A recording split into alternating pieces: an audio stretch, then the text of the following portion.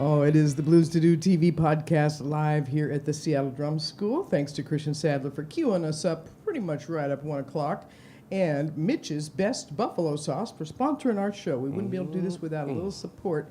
And, of course, you got to eat every day. So put a little Mitch's on. I brought some jicama today, and, boy, that's good. Yummy, yummy, yummy. I love that combination. We are broadcasting on Duwamish land in Seattle's Georgetown area from the lab, the little auditorium in the back.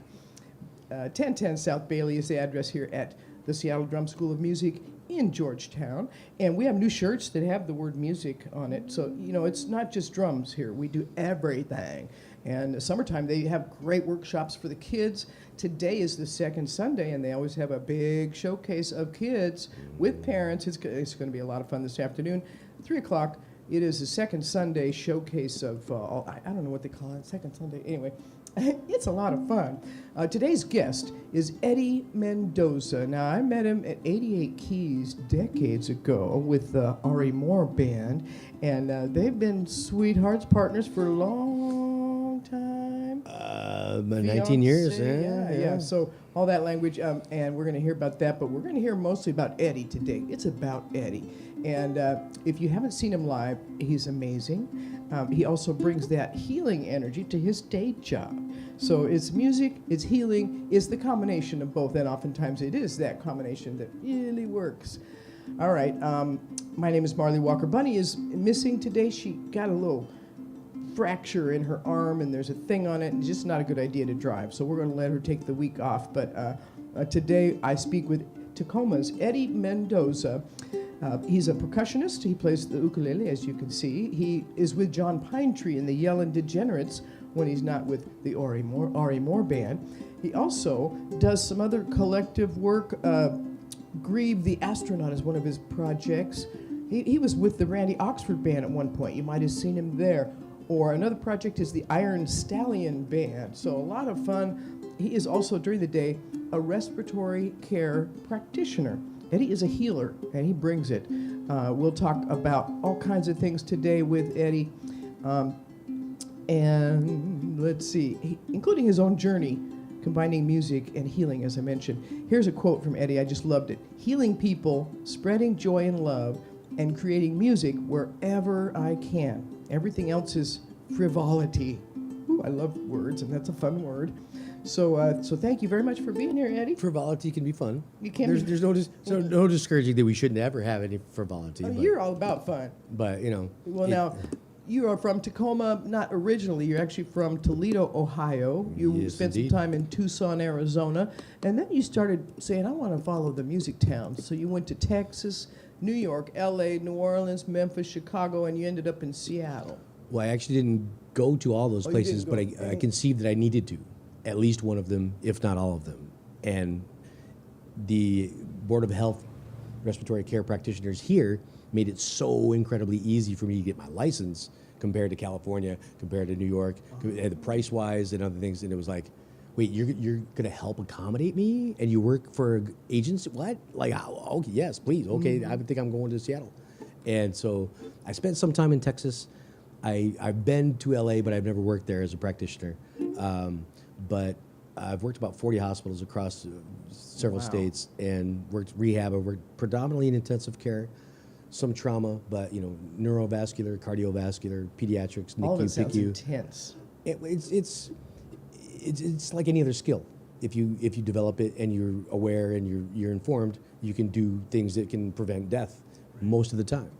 As an RT, you're at every code in the hospital, and not every code makes it, and every code that is pretended to be made and successful, there's not much left sometimes because of what's going on with the human life. And so the thing about music and working in healthcare is that they're almost opposing each other to some degree, because most healthcare is generated towards treating problems instead of preventing them. And music is about encouraging and about giving people a way to find something that they can be a part of, or that they can identify with, or that they can dance to, or they can sing along to. There's nothing more beautiful that I've experienced. I don't know what anybody else thinks, when you're at a performance or you're performing in front of an audience and they've never heard your song before. By the end of the song, they're singing it with you. And that's like, there's a reason why we do that, because unification and being together is so powerful. It's a communion. It's a religious experience sometimes. Well, it's a sharing of energy. Yeah. People talk about the identification, the uniqueness. There's one life I'm aware of, and it encompasses all of us, and we have this tiny part of it. And if we're aware that we're not any better than anything, I love the tenet that there's one thing, there's one person we can be better than, who we used to be. There's no one else we can ever be better than. That's a good gospel song right there. Regardless of what we think they are and how they act in society. And we don't have to go far to get evidence of that. Well, now, one of the things I do in my weekly show is blues prevention. It sounds like you just summed it up. Words of wisdom that can help you make more thoughtful decisions, whether it's a mindfulness class or some of that. I did take a mindfulness class in Swedish, and I have to recommend, they're free. Awesome. You can take them even if you're not sick. You don't have to have cancer. You can just be somebody's friend. And they're awesome classes. One of them is hula. Goes right with your ukulele. Yeah, okay. And I thought, this would be fun. It is serious. It is physical. It is spiritual. Is mind, body, spirit. It is all encompassing. Heck yeah. And if you're doing it right, it looks effortless, which means it's not effortless. It is a lot of work. So I recommend checking out swedish.org/cancer or /classes. I get their little booklets, and I have to say that's my blues prevention for the week. You could take a yoga class. You can take a grieving class. You could take a journaling class. Nutrition. All this stuff with professionals. There Nutrition. you go. So tell key, me, very key. Your wisdom is about nutrition. Well, I worked as a biometric screener for a few years recently. Let me also introduce, your dad was a doctor and your mom was a musician, a really profound musician, sang every genre, so you really came with a lot. Well, I'm kind of biased to the things that I was a part of, but my father was predominantly worked in all areas as a general practitioner, but he did a lot of stuff with cardiovascular development and or treatment.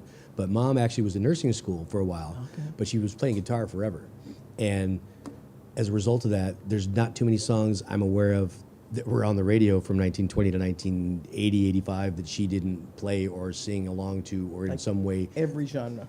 to like a ridiculous degree. Like the last couple of years, myself and Ari, I used to preface it with, I know somebody used to sing this song all the time, and it just got too much. I just go, Mom song. Mom song? Mom song. Another Mom song. Bob Dylan. Mom song. Bob Marley. Mom song. Bobby McFerrin. Mom song. Johnny Cash. Mom song. It keeps you connected to Frank your Sinatra. mom, too. Mom song. Ella Right. Fitzgerald. Mom song. Crystal Gale. Mom song. Barbara Streisand. Mom song. I always tell parents, even if I don't know them, I tell them, best thing you can do with your kid is play music with them.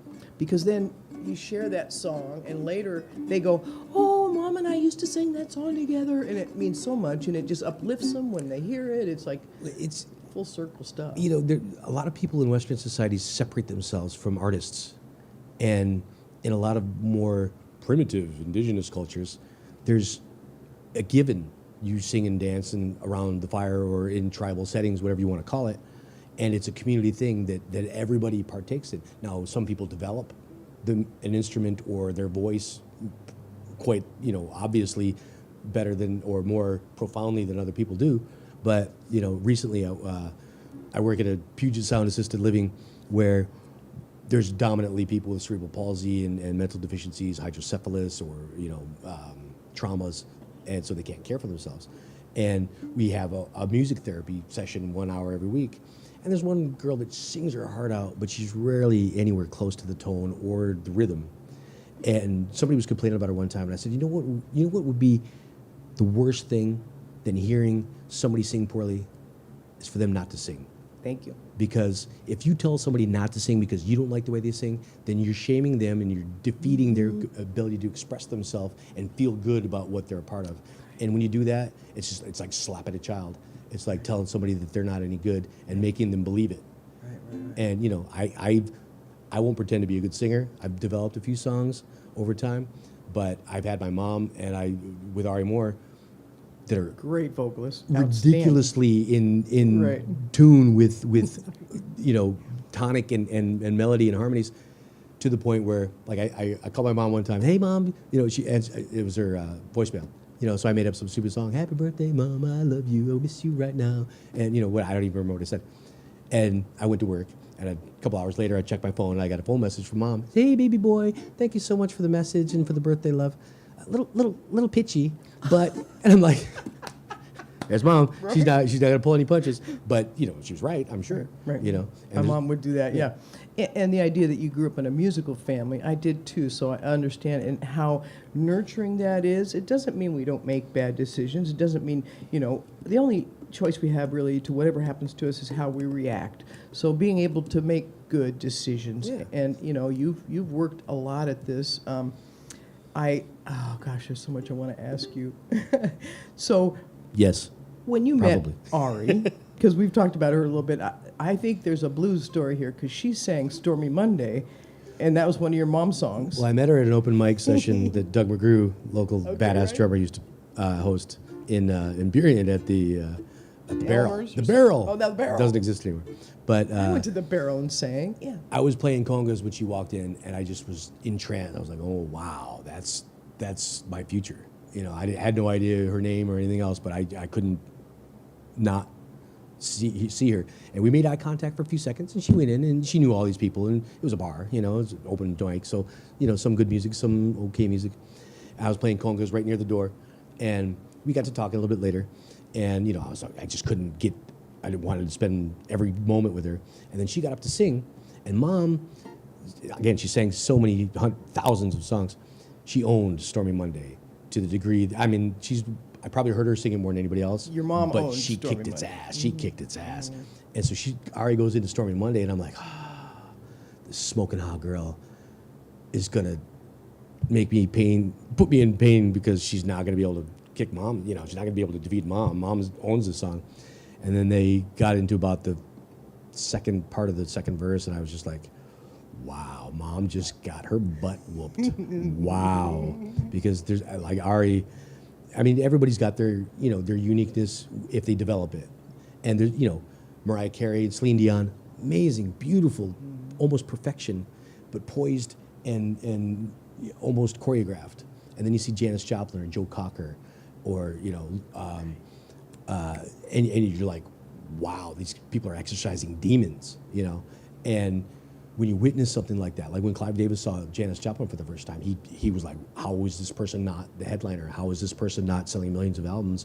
I need to put a stop to that. I need to make a difference here. Right. Because it's entrancing and it's life-changing. When I saw Rush for the first time 6 months after I got a drum set, I was like, wow, that's possible? 3 guys can do that? I have to have more of that. I had no idea what I was in for when I saw them. And I saw them 11 times. It's almost impossible to think I've ever seen any musical performing artist or band that I thought was better in the aesthetic, the visual, the melodic content, the rhythmic content, the lyrical content, the humor content, the storytelling content, and just the putting on a show and entertaining you. And it was just like, oh my God, how can I be close to that? I don't know if I'll ever be better than that, but I want to be somewhere near that because that's amazing, and I want to hopefully do that to somebody else. Right, and your energy is what is your magic card. You know what I mean? You can walk into any band, and all of a sudden, whoop, the elevated energy is there. And I'm like, you used the word energy. That was on my list of things to ask you about. It connects to health and nutrition, but I would expect that you would be a real troublemaker if you didn't play music. I've said this about many people. I'm still a troublemaker. Don't be confused. Right? I provoke a lot of people, and sometimes they don't like me anymore. Well, let that go. Well, I don't Just be I don't yourself. dwell on it, but I know critically that some people probably don't think that highly of me that you might. But I had 2 older brothers, so I was constantly defending myself and constantly pushing back and finding ways to get them. Okay, I can't beat them physically because they're way bigger. So how about if I, or I, it's like if you're in battle with somebody. If I don't have a bigger weapon, I have a smarter way to, attack them. Use what I got. And get back at them, kind of thing. And so, I learned language. Education was huge in our family. My grandmother was an English teacher. Mom was highly studied. My father was a physician. My brother, I was the idiot of the family. I was the black sheep, stupid dork that had a 3.8 GPA and only got an associate degree. Wow. Right? And I was basically like my brothers had 4.0, and actually I think one of my brothers did extra credit and got how somehow better than a 4.0 average, got, initial semester to college, scholarships, and achieved so highly in language and in mathematics and in chemistry almost effortlessly. You say 32, and strontium, molecular weight of 3.7, and you're just like, how, what, seriously? Well, and that makes it tough for you if you compare yourself to them. A lot of it actually was more inspired by them that, Good. okay, like Jack LaLanne, that's possible. Somebody can do that. Here's my brother. I've seen him. He's kind of a sloppy dick sometimes. Sorry. but here he is achieving, he spent a little time in Japan. He came back speaking a fair amount of competent Japanese. We have Spanish in our family. I never heard Spanish in my house. My father heard my brother doing the Spanglish thing, and he said, we're in the United States, we got to speak English. So I never developed much of it because I didn't have to use it. Sure. I didn't live in Mexico. And my brothers both studied it well enough and spent some time in Mexico, and they took themselves there, and they developed it. And so, I get teased, you're Spanish, español, qué malo, so bad. Well, because I I learned some ethical Spanish, in healthcare, cambia la sapeta, change the diaper. Are you bleeding from your eye? Things like that. Are you having pain? Did you poop today? I can get those things. You ask me about your favorite book, not a chance. I'm gone. Tell me about a rocking chair, I have no idea. Combining music and compassion. We're speaking with Eddie Mendoza. It is the Blues to Do podcast here at the Seattle Drum School. Our sponsor is Mitch's Best Buffalo Sauce right over there on the banner. We're going to come right back and talk to Eddie some more. Eddie's had a lot of reasons for the blues, but he seems to keep it uplifted and bright. So we're going to talk about both sides of that coin. And if you'd like to play here at the Seattle Drum School, intimate performance space for private parties, birthdays, recitals, baby showers, whatever you got going on. We have a Mojam youth session today, as I mentioned earlier, second Sunday, 3 o'clock. All kinds of lessons take place here. We have summertime, like big band stuff, where they do Sesame Street in harmony, in horns. Gotta love that. Because they all know the song. Sesame Street is that. Yeah, so that's Something's too better much than fun. The summer workshops are happening here at the Seattle Drum School right now. You may still be able to get in on it. But whatever you're doing this summer, make sure you check to make sure your voter registration is all in order. We don't want any voter suppression, and it's good to take care of that early. So before summer's over, make sure you take care of that. Sponsorship of this podcast is available. Just let us know. We're right here at the Drum School. Just give us a ring. Go ahead, you got it, Christian.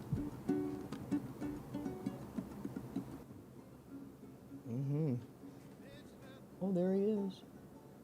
You can always watch the archives shows of Blues to Do TV on YouTube. Since September of 23, we've been having guests every week pretty much. Tim Scott, Anthony Estrada was here, Bobby Vega, Elna Jordan, Jay Mabin, John Stefan, who's on my Blues to Do calendar. He's coming up this week doing a big show at the Muckleshoot, I believe. Or no, Tulalip. Get my casinos all mixed up here. We had Butch Harrison. Patty Allen was my first guest when we got started back in the fall. What a lovely human being. Oh, just, again, good energy. Wow. Good energy. Energy. Are you ready? You ready for me? Okay, cool. Go Mariners. Mitch's Best Buffalo Sauce. Mitch's Best Buffalo Sauce. Well, the sauce boss says you've tried the rest. Well, you'll be back, cause this one's best. Mitch's Best Buffalo Sauce. Oh, it is Mitch's Best Buffalo Sauce, our sponsor for the Blues to Do podcast, with just the right heat and just the right bite. This rich and creamy sauce made with all real butter tastes great on everything except dessert, although the jicama I had today was awesome. Handmade in small batches, it's made like a gourmet French sauce. It tastes great on any chicken dish, including wings, also great on any seafood, roasted vegetables, and many other foods. Just throw it on a Barbie. Yeah, available locally at QFC, Metropolitan Markets, Hagen Markets, and most fine meat shops in the Puget Sound area. Order directly from Chef Mitch. There's his QR code. Or just go to mitchesfoods.com. The sauce boss, Mitch Pumpian. Really appreciate him as a chef and a sponsor and a harmonica player. He can blow. Look out. So now, your email, if people want to get a hold of you to hire you for any reason, Eddie's Drum, EDIS, drum at gmail.com. Is that okay to put That up is the there? way, I should have absolutely. asked. Yeah, unless, I don't think anyone's going to send me a bomb in my email, so I should be okay. What No about anthrax in hats? an email. All the pictures we have of you, and we'll start showing them, have different hats. Now tell me about your hat story, because I'm a hat person. I love a good hat. Number one, again, it's tough not to notice a good hat. Right. And some hats clearly have have more power and or ability to stimulate its audience. Not necessarily the wearer. But I played in a band called Wander the Earth with some tremendous musicians: Scott Jeffers, Frank Mackey, Patty Broderick, Glenn Allen down in Tucson and Phoenix, Arizona. And between the 5 musicians, we had banjo, mandolin, violin, accordion, electric guitar, acoustic guitar, bouzouki, oud, string harp, penny whistle. And so I had to develop some hand drums for the Arabic and the Spanish and the flamenco and the bodhran, for the different angles that we played. And so I thought, hey, we're playing a reggae song, I'll wear a green and red and black reggae beret that's going to stand out, sometimes with dreads. And hey, we're doing an Irish song, I'll wear a leprechaun with the gold badge. We're doing a Scottish jig, so I'll wear something that's more like a Scottish beret. Hey, we're gonna do something that's, a little bit more of a Renaissance kind of thing. So I started to bring different hats to try to, again, if you're playing a show, you want to create some sort of performance and entertain people. And so it was kind of my shtick. I would get 3 or 4 hats that could stack on themselves. And so in the middle of the song, I'd throw one off, and now it's green, and now it's blue, and now it's red. and there's nothing more beautiful as an entertainer for somebody who's never seen you perform that's doing this to their buddy. They're talking about you, Yeah. right? And so then people started buying me hats. And it was like all over the map. I had crowns, and I had a diver's bell, and I had jester's caps, and I had like all over the map. I've got top hats, and I've got berets, and I've got, Right. fedoras. And Or you can wear a hat, too. oh, she looks better in most hats than I You ever want to show do. me pictures? We got hat pictures. And Oh, so good. it became part of that entertainment shtick. It's kind of tough to do when you're doing Here's one. serious blues ballads. Right. To wear a goofy looking hat, but it's not a bad thing to have. Maybe have a good looking fedora.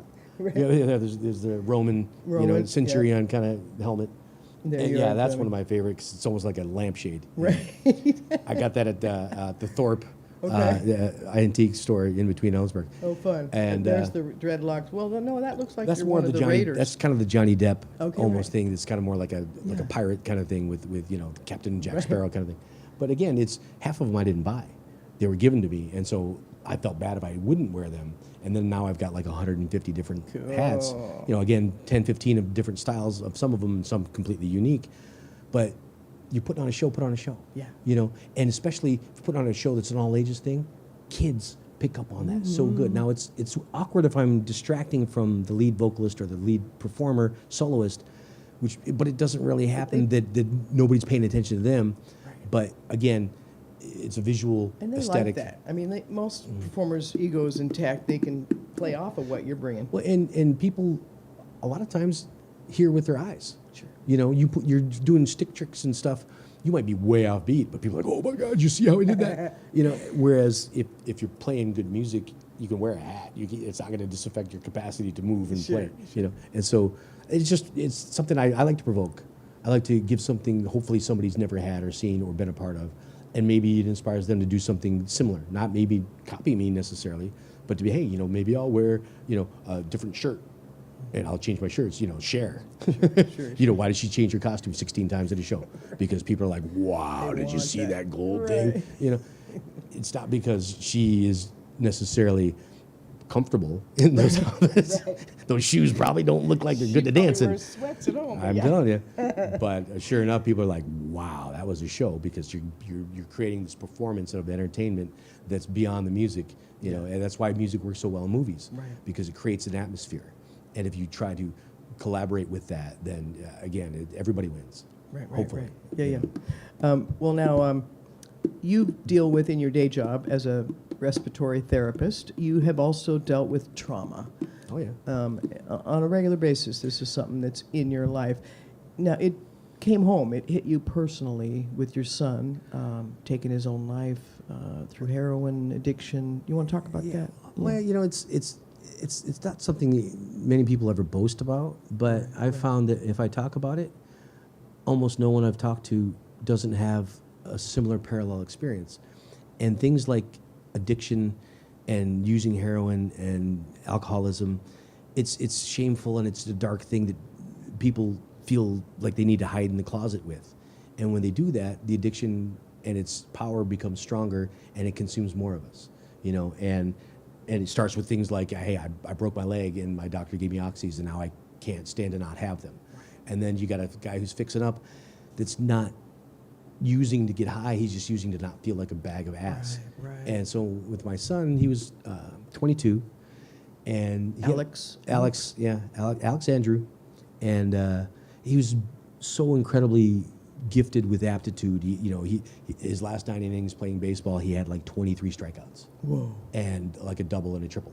Dang. You know, and stupid talented with capacity to learn something quick. His bowling average was like 222. Whoa. You know, and we at a time when he was 19, 20, we're like, well, what's the guy who's making the most money in the bowling leagues doing? Oh, he's 226. Like, are you kidding me? And so, yeah, it's a wicked curve. Never bowled a 300, but for whatever reason, I never really fully understood. Although I had a problem with alcoholism, and I surely probably allowed him to see how that process can work. I don't think there's too much that's actually genetic more than it's training, you know, in regards to that. But he was smoking pills on foil, and I'm never going to use needles, and he used needles for about 6-7 months, and he got MRSA. So he didn't really die from heroin. Okay. He died from MRSA because he was using heroin. Right. So he wasn't part of the statistics. But I watched his last breath, and absolutely, it was a devastating thing for any one that you love, regardless of child, father, brother, neighbor, lover. And for somebody that had such a capability to do almost anything, and to not allow him to achieve that, it was horrible. But the thing about sharing these things is maybe one person can benefit from it. Maybe one person turns around. Maybe one person tells my story to somebody else, even though they didn't turn around, they turned somebody else around. You bet. And when we exemplify love and nurturing and how to share positivity, when they did the studies in the 70s, oh yeah, if you put a rat in a cage and you give them cocaine or water, they never take the water. They always do the cocaine. He's got a rat in a cage. What the hell has he got to do? But others sit there and be pissed off because he's got this limited thing. You put a rat in an environment with other rats that they can have sex and they can eat food and they can relax and they can run a wheel and they got all these things to distract themselves. Play. They never touch the cocaine because they're living. They're invigorated with life. They're able to be something. Amen. And when people don't feel like they're a part of something or can't be something or do something productive, they oftentimes don't feel good about it and they don't want to feel. Oh, And that's what drugs do. profound. You know? You got a lot of wisdom out of this situation. I mean, It's I don't know if I'd call myself wise or profound. I won't beat you up over it, but you hopefully take experiences and don't repeat them and or change and alter in a way that's productive. Right. And if you don't, shame on you. getting better all the time is my favorite gospel song. At Tesla, we were talking about last night. I played with the Iron Stallion band, and the guitarist went into that. You're getting better every day, and it's such a profound song because it's almost Jack LaLanne. Anything is capable, but if you don't apply, Wayne Gretzky, you're gonna miss 100% of the shots you don't take. And so get out there, do things, and be a part of things. Yeah. And you might bail. Michael Jordan will tell you the first time. Absolutely, he missed way more shots he ever made. He just made a lot of good ones at the right time. And he's heralded as this, the GOAT, whatever. Yeah. Who cares? He played well with others. He didn't play by himself. It wasn't a solo team. It wasn't a solo gig. And you can learn how to play well with others by learning how to play music. I mean, that gives you that, I can play with others and I can now take it to another part of my life. You work in a medical situation, you have to work well with others. Well, there's any team, any group, any band, Prince can record a whole bunch of things independently, but he can't play them all at the same time. Right. He's going to need some accompaniment. And so you're working in healthcare. You got a guy who's the surgeon. You got a guy who's working the airways. You got a nurse that's pushing drugs and working IVs. You got somebody who's working on mobility. You got people that are paying attention to the cardio rhythms. You got everybody that's working together, and nobody's going to do it by themselves. Although I've worked some codes where I was doing compressions and bagging the pulmonary system, which isn't recommended. But when nobody else is there, what do you do? But the thing about healthcare is so much of it is focused on treating problems and not people, treating symptoms instead of enabling people to be invigorated, to be alive. Right. And most, unfortunately, most people in a hospital or requiring medication kind of put themselves there. Not everybody. It's not a blanket. There's no blanket approaches to anything. But most hospital beds are filled with people that drank too much, smoked too much, ate too much, went too fast, did bad things. You know, I went to an in-service where they said 90% of the rattlesnake bites recorded in the state went to 18 to 35, mostly white males with tattoos and often alcohol on board, because you don't get bit on the face or the tongue or the finger because you were walking past rattlesnakes because you were messing with it and making bad decisions. You know, so if you don't make those bad decisions, you don't often experience the horrible consequences. Right. But you know, there's anomalies, there's weird things that happen, there's genetic things, there's trauma, there's lightning strikes, there's, you know, volcanoes that can really kick our ass that we are not aware of or we're not prepared for. You know, hurricanes, woo. You know, you can't prevent that. You can't, you know, figure out how to, you know. But, you know, the thing about treating people and disease, and it's like, you know, it's like a car. Okay, what's the airway doing? Okay, what's the vascular system doing? Okay, what's the skeletal system happening? What's going on with this? You know, it's okay, so what's going on with the engine? What's going on with the fuel? What's going on with the electrical? What's going on with all these things that are apart, no components work Breaking it independently? And if we treat them that way, then, you know, we're going to fail. Right. You know, right. but you know, we have two hearts.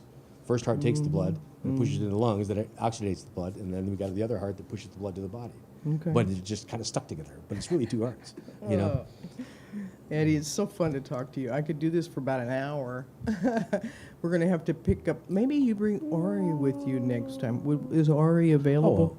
You know, I noticed that It's all about timing. her promo shots, her hair is like a mess because she puts her whole self into singing, like you put your whole self into performing, into whatever you do. You put your whole self into it.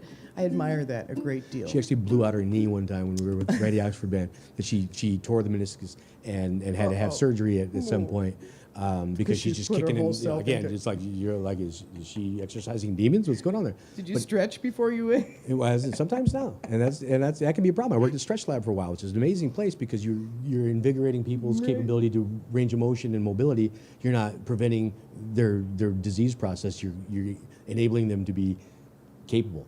Yeah, you know, yeah. my golf swing's better. My tennis elbow's gone. You know, Right. I had a guy one time. I worked with him for like 6 weeks, and he said, first time in 5 years I didn't wake up in the middle of the night in pain because of you. And I was like, I don't know, I think you had a blame part of me. it, Yeah. but I'm glad I could help. Right on. Because that's the whole point. Why do we have anything that we can do? When we're children, we're required to be cared for and attended to. There's no way we can live without a mom or a father or somebody caring for us. So when we grow and we're capable, we should logically try to care Give and back. enable the society around us. That's how I see it. I don't know. Yeah, people pretty much profoundly come to that at the end of their lives. It's like, wow, the whole meaning of life is to serve other people, is really that's what it's about. It's about spreading the love, like your quote says. Where can people see you? What gigs besides with the John Pine Tree and the Yellin' So, Degenerates? You're one of the Yellin' Degenerates. We're doing a show in Tacoma at the Spanish Ballroom at McMenamins on the 26th. It's a Friday night with John Pine Tree and the Yellow Degenerates. Oh, It's a middle gig set, and it's some of the most amazing music I've ever been a part of, because we don't always play the same song the same way, because we try to experience each other in the room and attend to how things are feeling and seeming and Yeah. working out. And sometimes bands, sometimes audiences don't want another dance tune, and love- sometimes they demand it. I love seeing you, even if it was just me and two other people over there at the spot one night. I mean, it was like, oh, this is. I just love all those tune selections, and you Yeah. guys put your whole selves in. And great, talented musicians in I'm that playing band. a big biker fest with the Iron Stallion Band on the 27th out in Ocean Shores. Okay. And then I'm doing Iron Stallion Band at the Red Dog Saloon out in Issaquah. And I'm actually playing with a guy, Blue Meadows. I don't know if you've ever seen or heard him. Yeah. I did one gig with him a couple weeks back, and we're doing the Craw Fest in September. I think it's September 14th. I forget exactly where he said it was, but it's like halfway across the state, not all the way across the state. And I'm blessed because I've had an experience to be able to play country and funk and folk and blues and Celtic and Arabic and gypsy, and I've done musicals and I've done orchestral work. I've played with worship bands. I've done solo stuff. I've done duet stuff, trios, quartets, quintets, sextets. I've worked with horn sections. I've worked with. I actually got the chance to play with the Wurlitzer organ at the Wurlitzer Mansion. Oh, right, out in right. Gig Harbor. Like I don't know. It's not something you can take on the road. No, you know?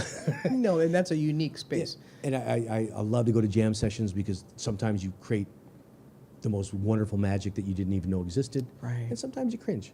But the potential is always there. Sure. And to invigorate the musicians around you, and sometimes you're learning, most of the time I'm learning. Sometimes learning what not to do. Sometimes learning, hey, I got to work on my left hand. It's all good, yeah. But it's all about sharing and complementing each other and hopefully enhancing the things that are surround us. And as a drummer, it's probably maybe pseudo easier to adapt to different rhythms and environments, but to nail them, like I've played a lot of reggae. I don't know if anybody would say, oh my God, he's the greatest reggae drummer. But when you hear Zigaboo Modaliste or somebody that's really a master of that craft, Neil Peart talked about Steve Gadd. He said, kid gets a drum set for Christmas. He plays a simple beat because that's all he knows. Steve Gadd plays a simple beat because that's the perfection for that song. Right. And a whole different feel every time. Make it sound so effortless, too. That's the key word there. When I'm doing hula. Effortless mastery. Effortless, right? Eddie Mendoza, our guest here on the Blues to Do podcast here on the 14th of July. I want to give you a brief calendar because it is summertime and there's so much going on. And again, a shout out to Mitch's Best Buffalo Sauce for sponsoring our show. Thank you, Mitch. Mitch'sFoods.com to hook you up for some jicama. That was just a bomb. All right, we will do more bathroom reviews and other things. Here's a brief calendar update. The Spar in Tacoma has a Sunday Night Blues thing. Today, though, I'm going to head off to the Spanish Ballroom. Jerry Miller's 81st birthday. Yeah, he's amazing. There's a lot of love for Jerry Miller out there. Moby Grape's guitar player. He could have been in the Doobie Brothers, a Grateful Dead. He was right in that pocket and Electric Hollow Body, just beautiful playing. So looking forward to celebrating his birthday today. More cake. And let's see, what else we got? I want to mention Ron Weinstein and Danny Godinez. They do the Owl and Thistle every Monday. You know so many people in town. Those guys are badass. Post Alley. That Owl and Thistle is a cool little room. They got Eric Verlinde doing a jazz jam on Tuesdays. Starts at 10 o'clock, so that's swinging. Yeah, it's usually cool then. It goes late. It's goes, usually it's cool. a late night on a weekday. Right? The Rumba Room has fun on Tuesdays with a jazz jam, either Sheila Kay or Tess Thomas hosting that one. The Sea Monster Lounge is another hot spot. Tuesdays, the Joe Doria Presents show starts at 9:30. I want to do some spoken word over organ, so that's my guy there. I got to go show up and do some of that. He's magic. There's so much going on. Check it out on the bluestodo.org site when I get it going. I'm not quite there yet, but I got some help. Also, I mentioned at Thal and Thistle, every Wednesday they have the Dusty 45s there. You can't go wrong with that band. That is so much fun. The Flight Path is one of my favorite spots on Thursdays. There's also Great Blues at the Salmon Bay Eagles every Thursday in Ballard. It's a walk from my friend Amy's house. Every Thursday at Tim Taverns in White Center, they have the Dusty 45s again. That's a 6 p.m. start there. Nice when it's summer and it's an outdoor kind of scene. Now, John Pinetree and the Yellin' Degenerates, one of your bands, plays at the Spot in West Seattle every other Thursday when they're not every other Thursday. busy. Yeah, and sometimes I play percussion, sometimes I play drum set, sometimes I don't play. Okay. It's especially in the summertime, it's gorgeous because it's on the patio, it's outdoors. You can see the sunset Down West by the Seattle, Luna Cafe, yeah. And there's a lot of improvisation. There's a lot of John calls it Build-A-Bear, and he'll point at somebody. Okay, you start it. Okay, you start it. D minor, funk, blues, whatever, and then we go somewhere we didn't know existed. So much fun and great tunes again. And the bass player John Grant just got married. Congratulations, John. He's amazing. Yeah, he is a good guy. Really, really great player. And I love bass, so yeah, if you start with a good drummer and a good bass player, I'm a happy girl. I'm biased. I mentioned John Stefan. He's playing Tulalip at a place called The Stage, 6 p.m. on the 15th, which is tomorrow, a Monday. I don't know if it's free, but that's worth it. John Stefan was our guest here earlier in the year. Awesome player. He played with Ozzy Scott and all kinds of peeps. Greg Adams does his 2 nights at Jazz Alley with East Bay Soul. He helped to start Tower of Power, so look out for that one. 16 and 17, west of the Waterway. Interesting venue right there on the water by the boats and the stringy bridge thing in Tacoma. Look for the 18th, Thursday night, a Duffy Bishop band. Now, she's going to take a night off and then go play at Winthrop. So, yeah, it's a good time to catch her on that Thursday in Tacoma, west of the Waterway. That very next night, Tulalip has Patti LaBelle. Oh, you got to take your kids to that one if they haven't seen her. July 19th, 7 p.m. up there in Tulalip. Winthrop has a great lineup. That is 19, 20, 21. It might be sold out at this point. But Chris O'Leary is part of that show, and he's coming back to the west of the Waterway. So a lot of the acts that play Winthrop might even do a Seattle or Tacoma date. You just got to look for it. Too Slim and the Tail Draggers in that list, and Duffy, as I said, is going to play Winthrop as well. The Legendary Wailers, here's a reggae date for you. Third World and the Scatolites all playing Marymore Park on the 19th of July. Harmonious Funk will be at Tulalip at the stage, 9 p.m. on the 20th. The Flight Path is the site for grown folks with David Holden Jr. and Phyllis Talley. We had Phyllis on the show. Wonderful interview with Bunny. We had so much fun. Flight Path, again, the 26th of July for that night. And the Nubian Fest on the 27th. It is summertime. They're going to have it up in Everett. Grown folks, again, playing that with David Holden Jr. and Phyllis Talley and a lot of great singers. Jennifer, a bunch of great singers up there. The Acoustic Blues Festival in Port Townsend, my favorite. I'll be up there for the week for the workshops, 29 of July through the 4th of August. I love that accompaniment, man. You could come every week and do that. The stage is the spot for James Howard Band on the 30th of July at Tulalip. And Backstreet Jelly Roll, a tribute to Van Morrison at the Tulalip on August 2nd. That's at Canoes Cabaret again at Tulalip. And it's a free show. Big show in August. Buddy Guy, Chris Stone, Kingfish Ingram opens for that show. 5:30 at Remlinger Farms in Carnation. That's right, good as it gets. And he retired, so somebody put up enough money to get him back out here, out of retirement. Poverty Bay Blues Festival, going to be having a fun lineup again, the 26th of August. I don't know how many annual. They've done at least 4 of those in Des Moines. And at the Crocodile on the 27th, Alejandro Escobedo. Oh, he's amazing. Ooh, that whole family. Not a straight blues guy, but love his music, period. Spanish Ballroom, another great spot, another great night happening at that great spot. The Bell Bottom Blues tribute to Eric Clapton, all ages, 7 p.m. at the Spanish Ballroom, 29th of August, and then we get into Bumbershoot, and I'll give you more August dates when we get closer to them. All right, this is our show. We will bring you more next week, and what do I have? Michelle D'Amour and the Love Healers. Is that right? Love Dealers? Love Healers. No, did I get that Dealers. right? Dealers, yeah. Anyway, so we're going to deal up some great blues next week. We're not doing live music here at this show, but we do have great interviews. And check out our archived interviews at YouTube. Just search for Blues to Do or Seattle Drum School. You'll find out. And again, we're at the lab at Seattle Drum School. Blues to Do live streaming podcast with myself, Marlee Walker. Sometimes Bunny Brown is sitting there next to me. And thanks to Christian Sadler for doing the engineering today. Yeah. Also, Chandler Dabbs, Bunny Brown, as I said, KZ and CD, and everybody here at the Seattle Drum School, Steve and Christy Smith. And they're going to have a showcase here this afternoon at the Kids, so you can come down and watch. And we'll see you next week. Live in the blues until next week. Real music, real people, real stories. Thank you, Eddie. Yeah. That was cool.